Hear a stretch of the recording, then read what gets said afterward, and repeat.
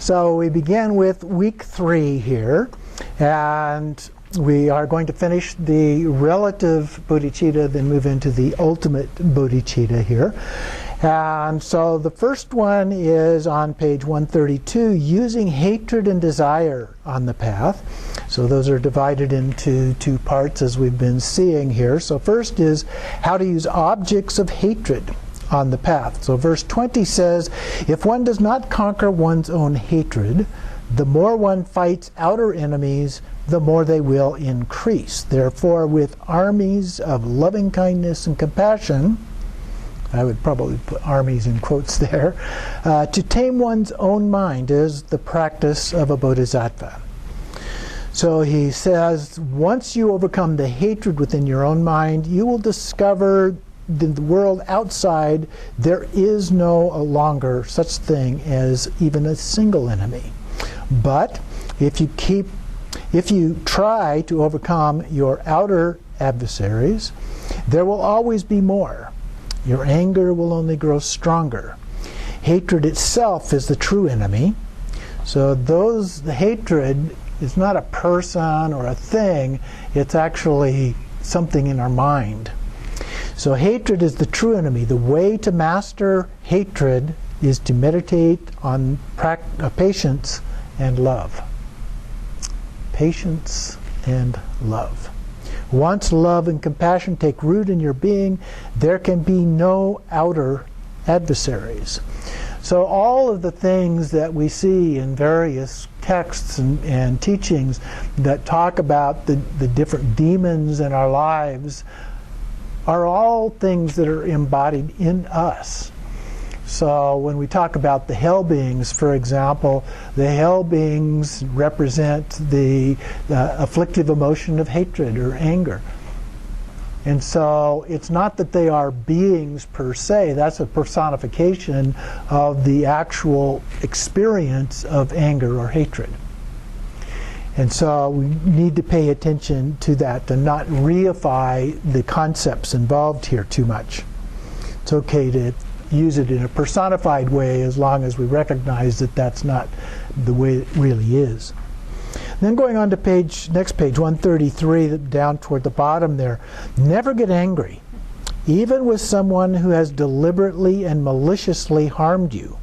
Be grateful to such a person for helping you to purify past negative actions. So when we experience somebody else's anger or hatred, that experience actually purifies something that we have done to create relatively similar kinds of negative karma. So to increase your determination to be free from samsara, develop love and compassion. So love and compassion are 2 of the key things in terms of bodhicitta that we need to develop in terms of others. And so if somebody else comes at us in one way or another, using anger or hatred as being used here, then we have compassion for them because they're the one that is experiencing that demon. Okay? And so if we can keep our control of our own actions in response to that, then we can actually help them in terms of our response, our reaction to them, rather than aggravating it by responding with hatred, which does not help. Okay? Moving on then to the next page, the first full paragraph there. Become conscious that attachment, aversion, and ignorance, the 3 poisons, are your oldest enemies. Once you have overcome them, there are no further enemies in the world outside. Okay, so again, the enemies are these different afflictive emotions that we experience, our inner demons. The next paragraph in the middle of the page then, anger is nothing but a thought. Okay? It's coming out and we experience it as an emotion, but it's just another thought. And then in the quote there at the bottom of the page, 3rd line down, generate love and compassion impartially for all sentient beings. Okay?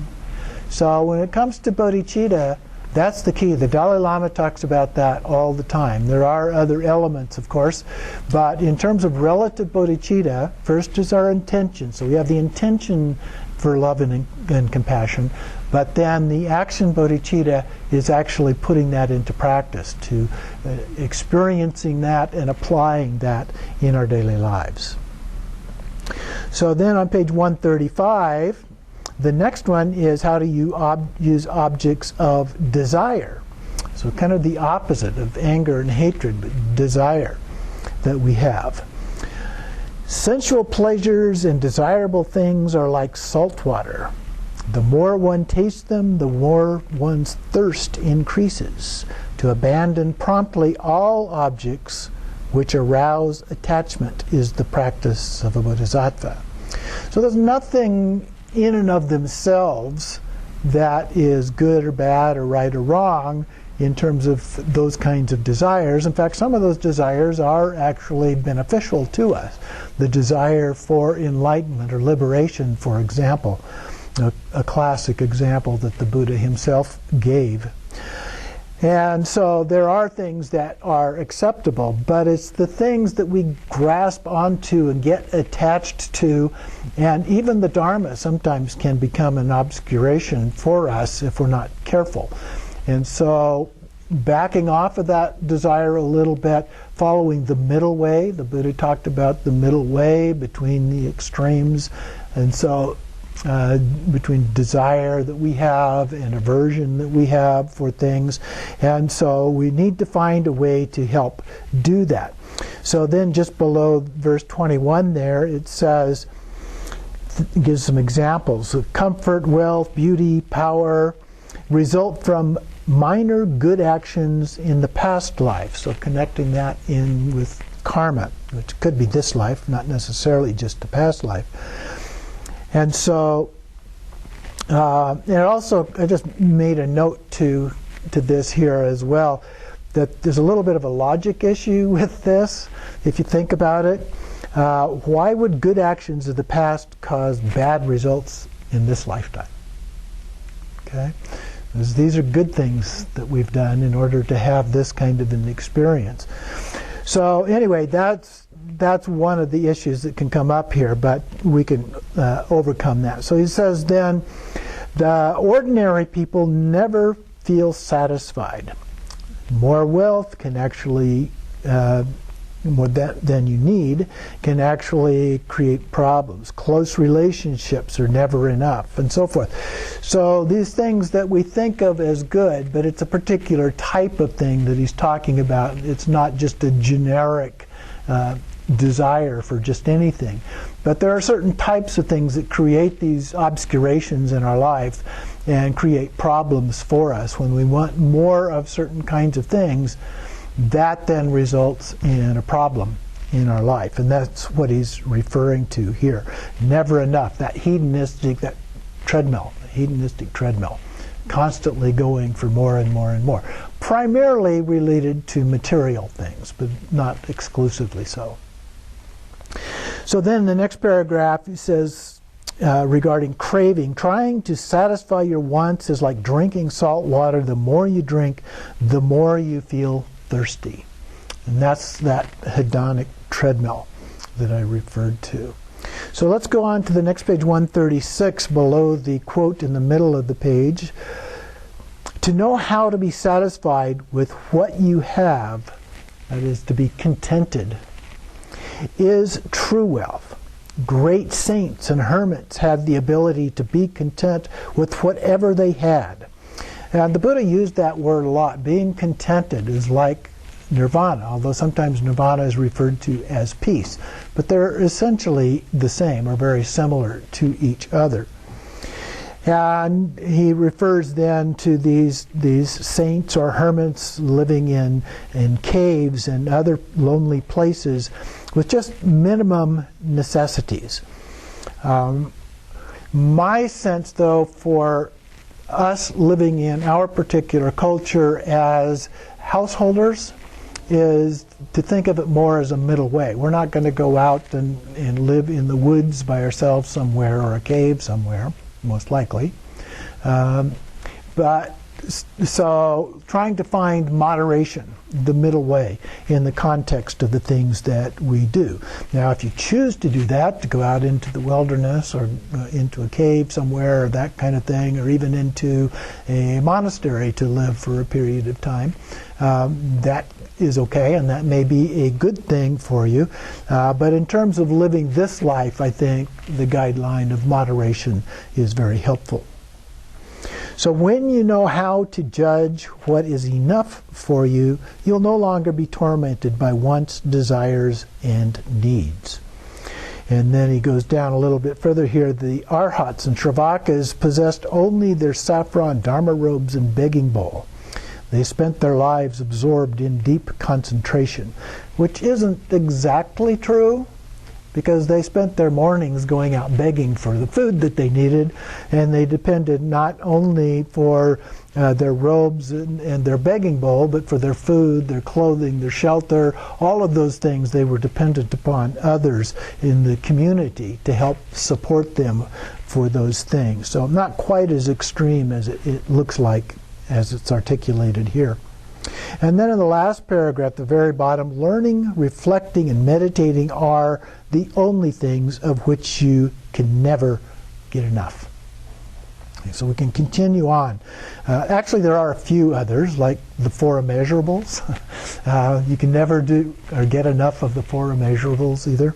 So there are a few other things that fit that model. But the basic idea that he's articulating here, I think, is very important. The Dharma. So in that sense, you could say the four immeasurables are within the Dharma. So any of those kinds of things. Continuing on the top of the next page, 137, third line, there is still an ocean of knowledge to acquire. So that's why we can never get enough. Until we reach enlightenment, there's always more in terms of what we can acquire to help us reach enlightenment.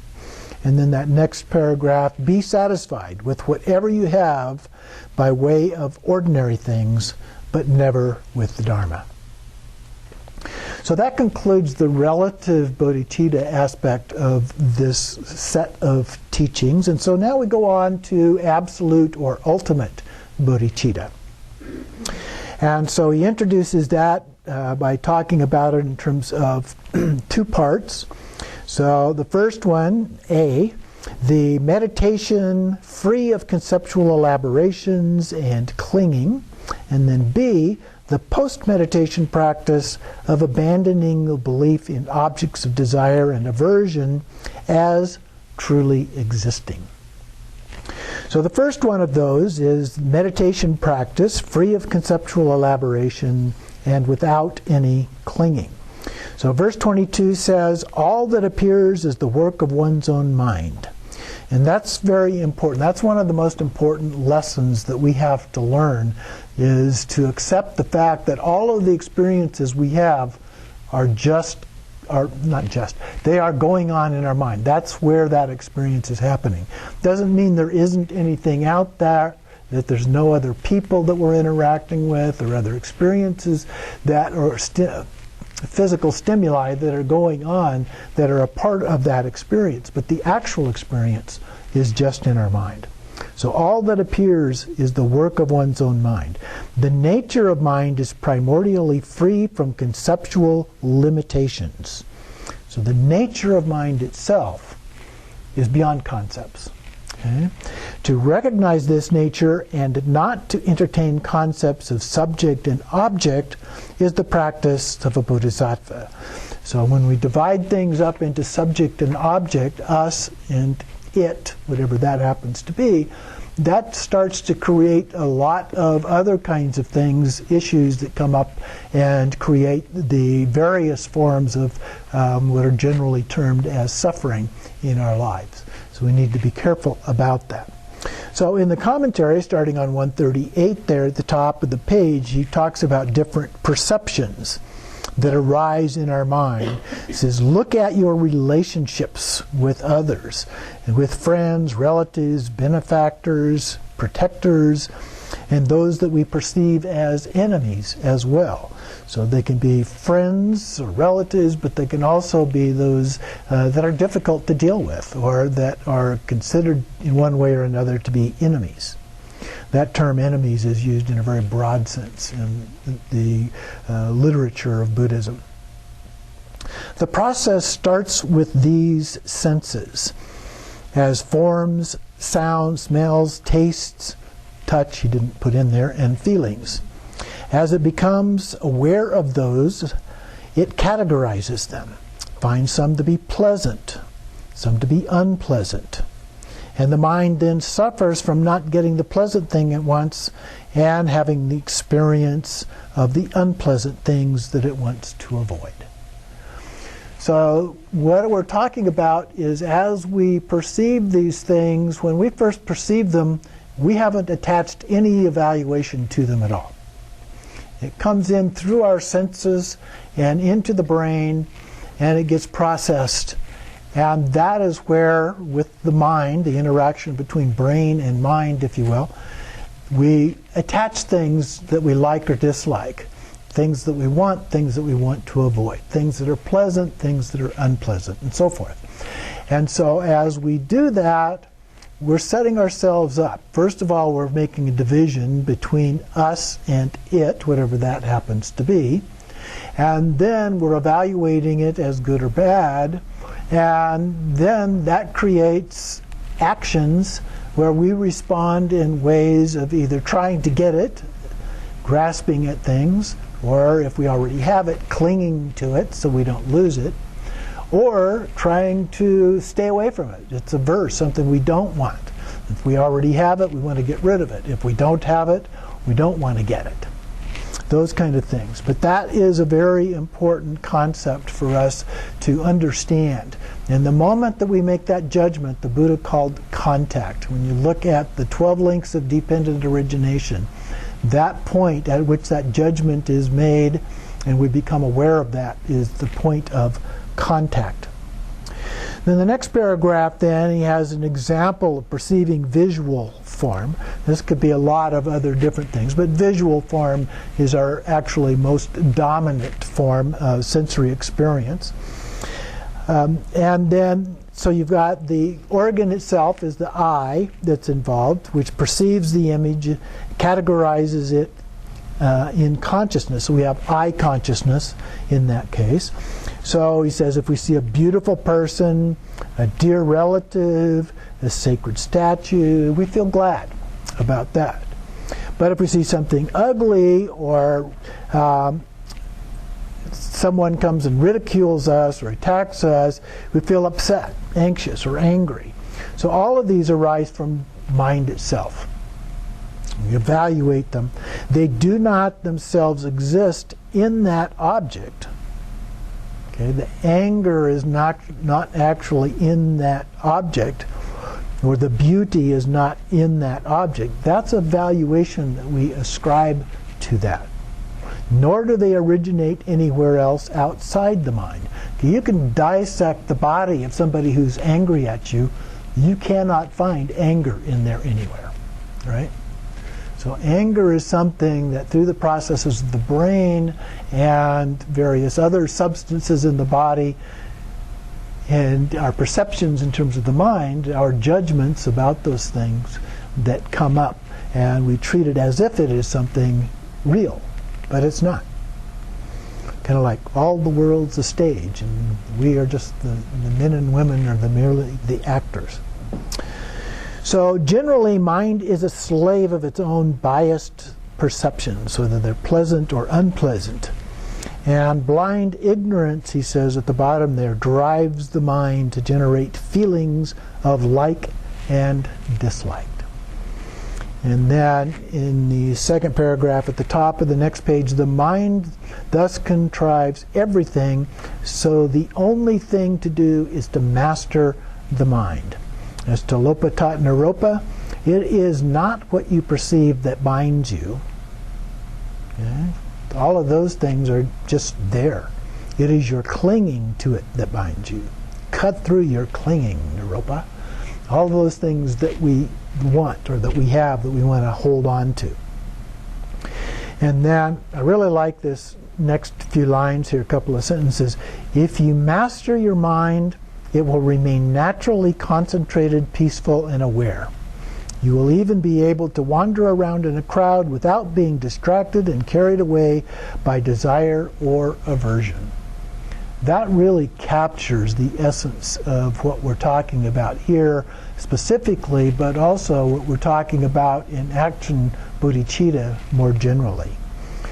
Those two sentences combined are just the heart essence of that aspect of bodhicitta. And then in the next paragraph, mind brought under control is the only true source of happiness. You need to know more about how it works. Well, one of the things that we know from modern science is that we don't have control over everything in our mind. There's something called the 40% solution. And what they have discovered is different elements in what goes on in our life we have control over, but some things we don't. We don't have control over our own DNA, for example. Okay? And we don't have control, or at least very much control, over our environment.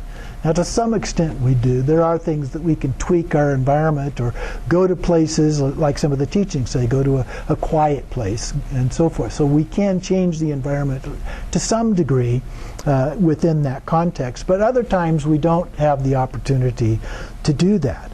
What's left that we have control over is about 40%. Okay? That's the 40% solution. So we have control over about 40%. So when it's talking here about bringing our mind under control, we have to recognize it's not 100% of things that are going on, but it's about 40%. That's what we have control over. And the other parts we have little or no control over. But that's enough. That's the part that we need to use and address. Okay? So then going on to the next page, 140, at the bottom of that very top paragraph there, look at what is happening, and you will see that it is all just thoughts and nothing more. Everything that you perceive is like that. Thoughts, at least broadly speaking, the perceptions that we have that help generate those thoughts. Okay? It's all in our mind. And when we learn that, we begin to act in that way, through that understanding, it really changes the way that we respond and interact with other beings and ourselves as a part of that. Now here, what we've been talking about has all been related to seeing in terms of the sense. And so then he goes on and talks a little bit about some other ones. Then he talks about sounds in the next one here. Another consciousness that perceives sounds. Another perceives taste, and then smell and feelings. And those, before they actually become thoughts. Okay, so there's the perception, and then there's the recognition of that, and at that point it becomes a thought. So they are merely basic perceptions. Then when you come into contact with something, a train of thoughts is triggered. Bang, bang, bang. You heard someone praising you. You start to feel elated. You think how your reputation is increasing. Or if someone has insulted you, you feel annoyed. These are all just thoughts. Okay? So when we can create that degree of separation between that and stay in control, that creates that gap that we often talk about between the stimulus and our response to that. So that's very important. The past thoughts are dead, all gone.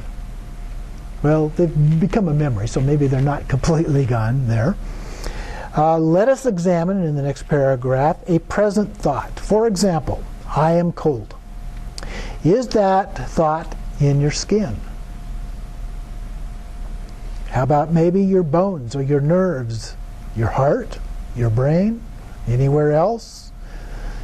Then does it have a shape, a color?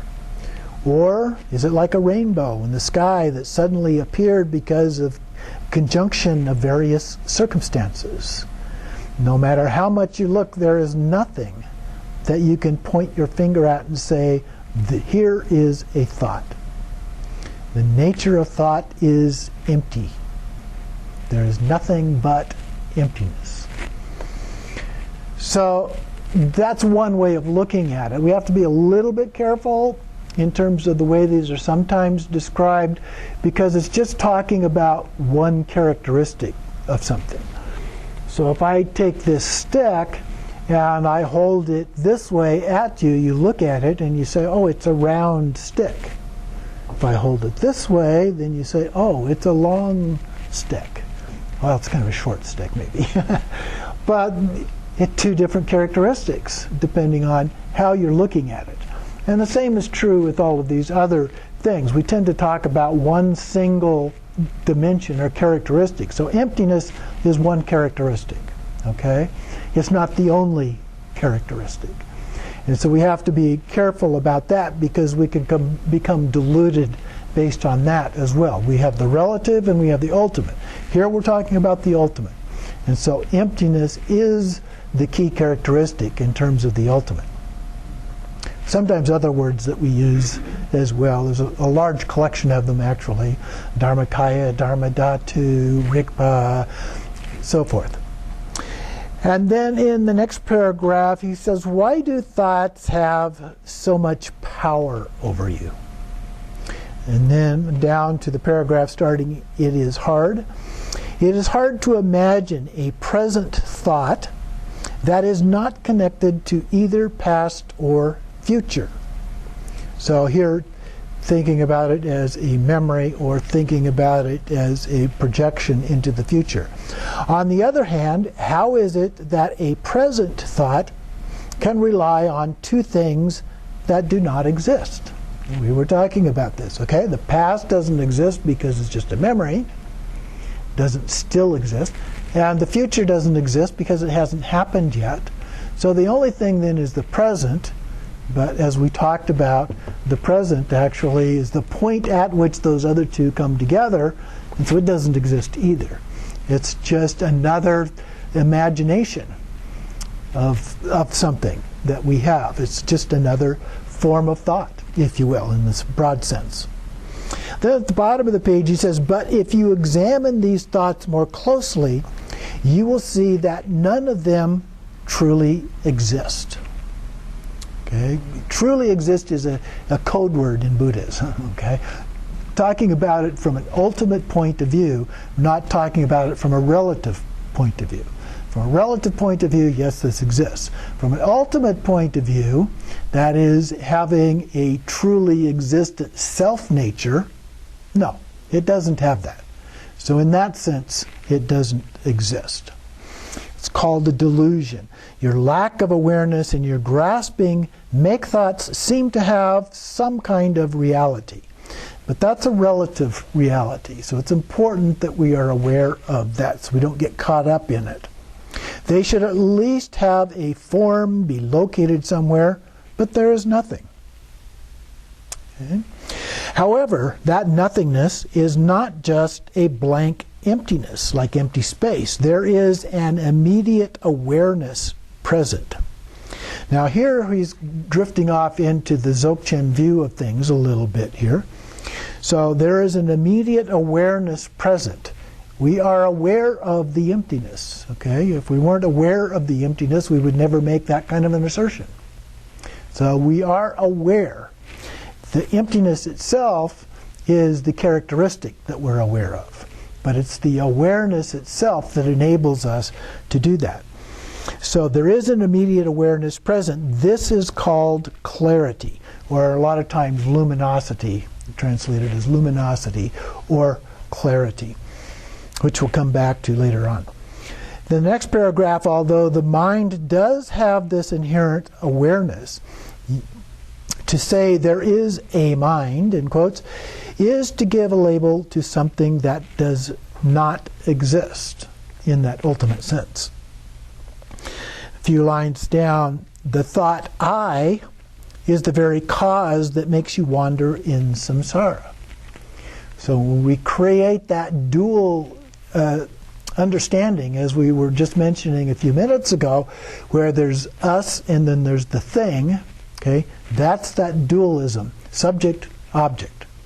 And so when we do that, we create this concept of an I, a me, or whatever. And so we begin to examine it. We say, there is no thing as I, especially not from an ultimate sense. And even from a relative sense, that I is a little bit foggy. What do we mean by I? One moment we mean one thing, and next moment we mean something entirely different from that. Once that concept I is rooted in your mind, it grows into my body, my mind, my name. And then a couple more lines down in the next paragraph, your name or the idea I is the label affixed to the momentary association of these two. And whenever we attach labels to things, we're talking in the relative or about the relative. Okay? Only in the ultimate, the truly ultimate, is it beyond any concepts or words. And so we can't use those. So even when we're talking about the ultimate, we're talking about it from a relative perspective. And that gets into a philosophical argument between Shintong and Prasangika about what's the best way for us to do that kind of a thing given that particular difficulty. But that's another subject. Moving on to 143 and the second paragraph there at the top. My mind, again in quotes, is something you believe to have a certain continuity. We tend to view that as something that goes on along with our physical body. And then a couple more lines. It is not possible to conceive of an entity that is an amalgam of thoughts, of which some have already ceased, some have not yet happened, and some exist in the present. Okay? You try to put that together to construct it into some kind of an object. But the same is true of our name. And then going down to the next paragraph, once you recognize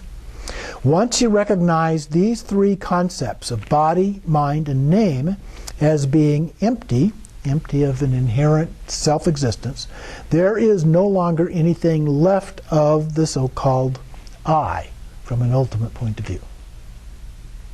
Next paragraph. In essence, the mind is what is aware of everything. Its clarity perceives all external objects and events, but try to find it. Where is it? It turns out to be impossible to grasp and as elusive as a rainbow. That's like trying to grasp a rainbow. You can see it, but you can't grasp it. This is the empty aspect of the mind. Clarity and emptiness are inseparable, united in the true nature of mind. So one of the things we have to be careful about when we read some of these concepts from a Buddhist point of view is what the terminology is really referring to. Is it using the terminology from an ultimate point of view or from a relative point of view? Because when you just see the word real, for example, if you were talking about it from a relative point of view, it would mean one thing. If you're talking about it from an ultimate point of view, it means something entirely different. Okay? And most of the time, either the sources or the translators, I'm not sure which, don't make that clear. So that's one of the most important things that you can learn is to perceive that and pay attention to what are we talking about here? Are we talking about relative or are we talking about ultimate? Continuing on page 144 below the quote at the top. Once you're able to recognize the empty nature of mind, attachment and desire will not arise when your mind sees something beautiful, and hatred and repulsion will not develop whenever it comes across anything horrible or unpleasant. Okay? It is what it is. We just recognize it as something and we don't respond to it in a reactive kind of way. At the bottom of the page, about 6 lines up, hence the importance of recognizing the empty nature of your thoughts and simply allowing them to dissolve. Mind creates and perceives samsara and nirvana. The nature of mind is emptiness. Then mind will no longer be able to delude you and lead you around by the nose. Okay, so it's a very, very important concept in terms of Buddhism. At the top of the next page, 145, once you have recognized the empty nature of mind, to allow love to arise for someone who is harming you becomes easy. So that sense of love, or perhaps compassion, might be more appropriate, but either of those two is basically two sides of the same coin. Usually we talk about love in terms of the wish that all beings have happiness in its causes. And so you could, somebody that's coming at it, you could wish that. And then compassion is the desire that they not have suffering and the causes of suffering. Well, if they're angry, they're obviously suffering in some way or other. And so we wish that for them as well, the compassion for them. Then the next paragraph, letting the mind become peaceful and staying in a meditative state of stillness free from many thoughts is called shamatha, or sustained calm. Recognizing the empty nature of mind within that state of calm is called vipassana, or profound insight. Uniting shamatha with vipassana is the essence of the meditation practice. So that consolidates those two basic forms of meditation. Very important. Then below that next quote here talks about taming your own mind, or we talk about training the mind a lot. And then 2 lines down, the whole Buddhist path is to tame and understand the mind. So sometimes when people ask about Buddhism, I say, well, basically Buddhism is about training your mind. And of course there's other important aspects of that. Talk about Bodhicitta, gives a quick way to give an overview of that, or the Four Noble Truths and so forth. Top of the next page, 146, in the basic vehicle, so he's talking here about the path of individual liberation. You realize that the world is pervaded by suffering. You try to control your own craving and grasping. And then in the great vehicle, which is Mahayana, you let go of your grasping to the idea of I and become solely concerned with the welfare of others. The Bodhisattva path. Then we come to the second aspect of the ultimate here, which he referred to previously in terms of post-meditation. So here we're abandoning any belief in the objects of desire and aversion as truly existing. That's one of those catchphrases. When they say truly existing, you know they're talking about the ultimate. So the first verse here deals with abandoning belief in the objects of desire as truly existing. Verse 23 says, when encountering objects which please us, to view them like rainbows in summer, not ultimately real, however beautiful they appear, and to relinquish craving and attachment is the practice of a bodhisattva. So if only you could get enough of the things that you want, relatives, friends, possessions, whatever, you would be completely happy. Ta-da! The problem is that if you let the mind follow its natural propensities, what it wants may turn out to be a lot. Get something you want, and then you want more, and then you want more. I know some of you have heard this story before, but when I was a kid, around Christmas time, I wanted this, and the Sears catalog came, and so we'd go through, I want this, and I want that, and I want something else. My mom would reply to me over and over again, want, want, want. All you do is want. And that's what happens. That's that hedonic treadmill that we can get into, of wanting more and more. Even people that whose income climbs up and up and up, they adapt their spending to the level of income, and it never is satisfying. Or maybe it is a little bit when the income first goes up, but then they want more. They've spent it all and they just can't keep up with their wants. So 147, second paragraph there at the top, there is nothing definitive about obtaining whatever it is you long for. Rich people get robbed. Generals get killed. Relatives separated. People crave the most lavish food and alcohol and kill their fellow sentient beings. And then craving, at the very bottom of that paragraph, craving brings only trouble and dissatisfaction. So that is various forms of suffering. In the next paragraph, all these things are impermanent. Mind is like a guest and the body is like the hotel. So we only make a short stay in this hotel of the body. Ordinary ambitions will fall away. The really meaningful thing to do is to practice Dharma. So that's the point of verse 23. So then we go on to 24 here. Abandoning any belief in the objects of aversion as truly existing. So you have the objects of desire, now the objects of aversion. Verse 24, the various forms of suffering are like the death of one's child in a dream. By clinging to deluded perceptions as real, we exhaust ourselves. And so if during the dream we have this horrific kind of a dream and we're still thinking of it as real, it can create a huge emotional buildup during the dream. And then we wake up and it's gone. Now sometimes that feeling tends to linger a little bit. It's been a significant kind of feeling. But then therefore, when encountering unfavorable circumstances, to view them as illusions is the practice of a Bodhisattva. So the idea, the metaphor that's often used is this metaphor of a dream. And just like a dream, we have the dream and we wake up and it's not really true.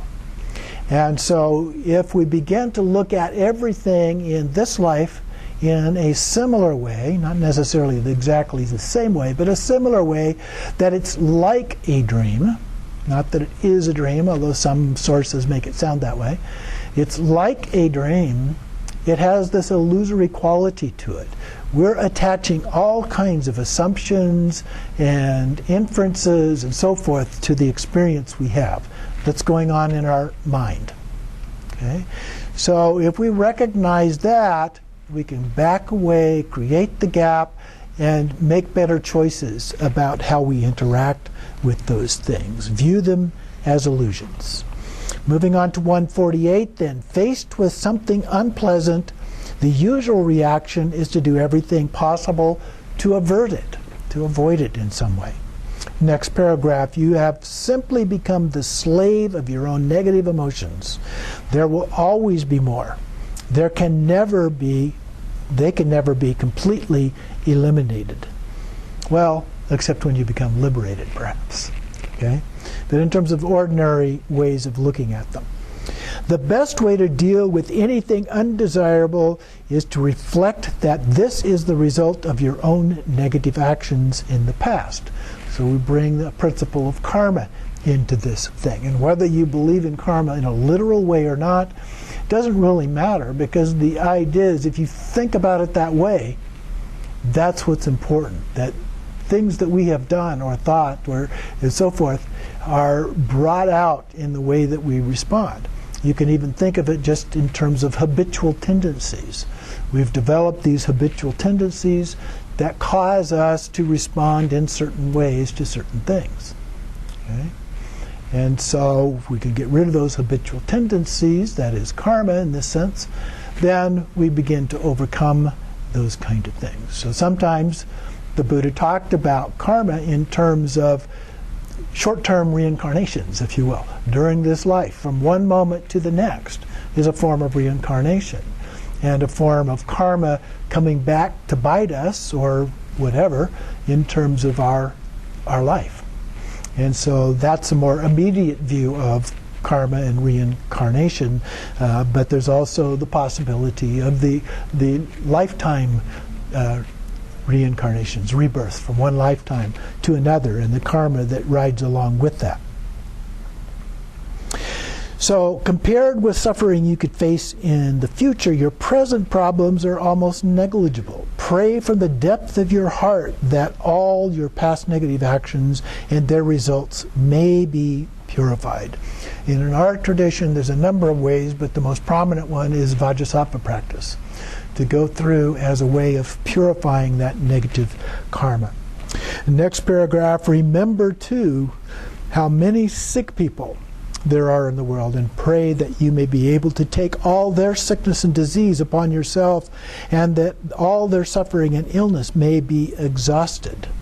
And remember how many deprived and underprivileged people there are, and pray that their impoverishment can be exhausted through your own. That's basically Tonglen practice. Okay, so that's coming back into the relative experience that we have in the world, but it's based on the principle of the ultimate. So they're intertwined with each other. Going to the top of 149, the next page. Such attempts will never fully succeed, but suffering does not have to be unbearable. Generate the inner serenity that would allow you to face such circumstances unperturbed. The Dalai Lama points out that it takes not only karma, because we tend to focus on the karma aspect, but it's karma and certain conditions. Those conditions can create obstacles in our life as well, independent of karma.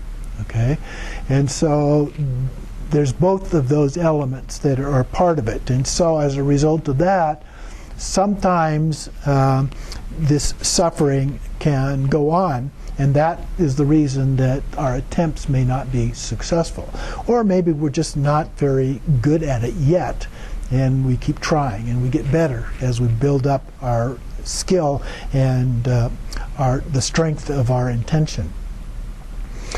And then 4 lines down in the next paragraph, great sages of the past felt neither upset when criticized nor pleased when praised. They were able to perceive all sounds as empty echoes and hear all criticism and praise as though people were speaking about a person who died long ago. They were aware that thoughts, perceptions, and feelings have no intrinsic reality, so they could always remain simply present and not lose control of themselves. Now again, that's a very helpful guideline there for how we can go about developing our skill in doing those things. At the bottom of the page, in the quote there, the first 2 lines, whatever difficulty may arise, the way to bring it into the path is not to dwell on it. And then the last line, people with relaxed minds never lose their happiness. Okay? So just resting in the natural state. In the short guide that Dilgo Khyentse Rinpoche, our author of this, gives for Dzogchen in everyday life, talks about that. Just rest. Rest yourself in the experience of what's going on and see it as it really is. In the paragraph below the quote on page 150, then, the 4th line down, feel an effortless flow of compassion toward all those who suffer, unaware of the illusory nature of everything. So that also kind of summarizes that idea of an effortless flow. I think is a good way to think at that being at rest as we go through these experiences in our life. So we'll take a short break now.